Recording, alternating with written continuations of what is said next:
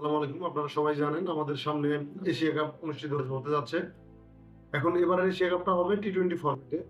যেহেতু বাংলাদেশ আপাতত টি-টোয়েন্টিতে মোটামুটি ভালোই ফর্মে আছে। সো এশিয়া কাপের দলটা কেমন হতে পারে, এশিয়া কাপ নিয়ে কিছু আলোচনা করব। গুরুত্বপূর্ণ আলোচনা হবে। সবাই দয়া করে সাথে থাকবেন। প্রথম কথা বলি যে বাংলাদেশ টি-টোয়েন্টিতে মানে খুব একটা ভালো দল না, এটা সবাই হয়তোবা আমার সাথে একমত হবেন। কিন্তু রিসেন্ট পারফরম্যান্স আমাদের আম খুবই ভালো বলা যেতে পারে। আমরা ২-২ টা সিরিজ জিতছি রিসেন্ট টাইমে। এখন যেহেতু এশিয়া কাপ হওয়ার এখনো ১ মাস সময় আছে মাঝখানে।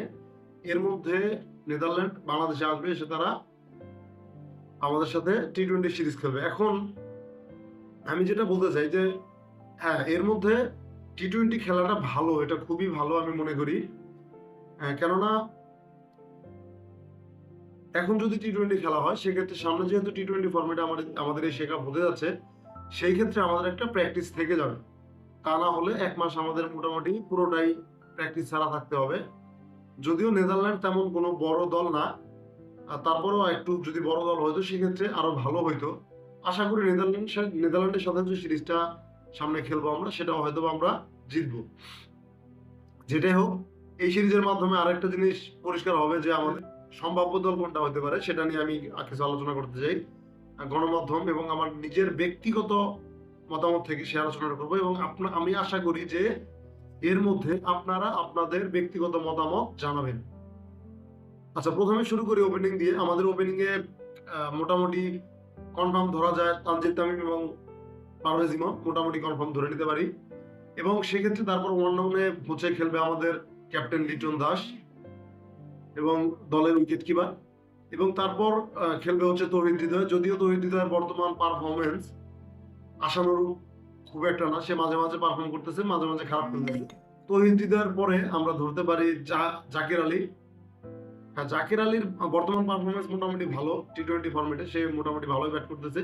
মিডল অর্ডার মোটামুটি আমাদের এই পর্যন্তই, ব্যাটসম্যানের শক্তি মোটামুটি শেষ। এরপর আমাদের চলে যায় হচ্ছে লোয়ার অর্ডার বা বোলিং ইউনিটে। লোয়ার অর্ডারে আমাদের ব্যাট করবে হচ্ছে শেখ মেহেদী, তারপর আছে রিশাদ হোসেন স্পিনার লেগি, এবং তারপর পরবর্তীতে চলে যাবো আমরা মোটামুটি মূল বোলিং ইউনিট বলা চলে। এখানে আমি আরেকটা কথা উল্লেখ করতে চাই, এখানে মূল বোলিং ইউনিট হলেও সেখানে আমি ইনক্লুড করতে চাই রিসেন্টলি পারফর্ম করা আমাদের জাতীয় দলে যে খেলছে, আমি সেখানে ইনক্লুড করতে চাই সাইফুদ্দিনকে। সাইফুদ্দিন অবশ্যই ২ টা সিরিজে মোটামুটি সে বল করছে। তার যেহেতু সে একজন পেস বোলিং অলরাউন্ডার, সে মোটামুটি ব্যাটও করতে পারে, সেক্ষেত্রে আমি সাইফুদ্দিনকে দলে রাখতে চাই। এবং তারপর আসবে সেটা হচ্ছে যে তাসকিন এবং মুস্তাফিজ। যদিও শোনা যাচ্ছে যে আমাদের এবার ৫ জন পেসার নিয়ে দল যাবে, ৫ জন পেসার নিয়ে আমাদের দলটা এশিয়া কাপ খেলতে যাবে। কিন্তু আমি মনে করি যে এবার ৩ জনের বেশি, সর্বোচ্চ হলে ৪ জন পেসার হতে পারে, কিন্তু এর বেশি পেসার নেওয়া উচিত হবে না। ইউএই কন্ডিশনে যে খেলাটা হবে সেক্ষেত্রে ৫ জন পেসারটা আমার মনে হয় একটু বিলাসিতা। সেক্ষেত্রে আমাদের ব্যাটিং এর দিকে ফোকাস করা উচিত। এখন ব্যাটিং এর কথা বলি। এখন একজনের নাম আমি সেখানে ব্যাটিং এ বলি নাই, সেক্ষেত্রে আমি নামটা খুব জোরালোভাবে বলতে চাই। আমি হবে সেক্ষেত্রে যদি নুরুল হাসান সোহানকে দলে ইনক্লুড করা হয়, কেননা নুরুল হাসান সোহান অবশ্যই একজন ভালো ব্যাটসম্যান এবং আমি মনে করি বাংলাদেশের সবচাইতে বর্তমান সময়ে সবচাইতে ভালো উইকেট কিপার হচ্ছে নুরুল হাসান সোহান। এবং তার রিসেন্ট যে পারফরমেন্স সেটা লিটনের চাইতে অনেক ভালো। আমি সেই জন্য নুরুল হাসান সোহানকে দলে ইনক্লুড করতে চাই।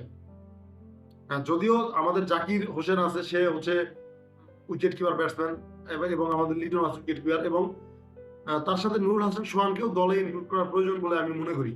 এর মধ্যে আরো হচ্ছে ১৫ জন, যেহেতু ১৫ জনের দল হবে সেক্ষেত্রে এখানে নাসুম খেলতে পারে, নাসুমকে অবশ্যই দলে ইনক্লুড করা যেতে পারে।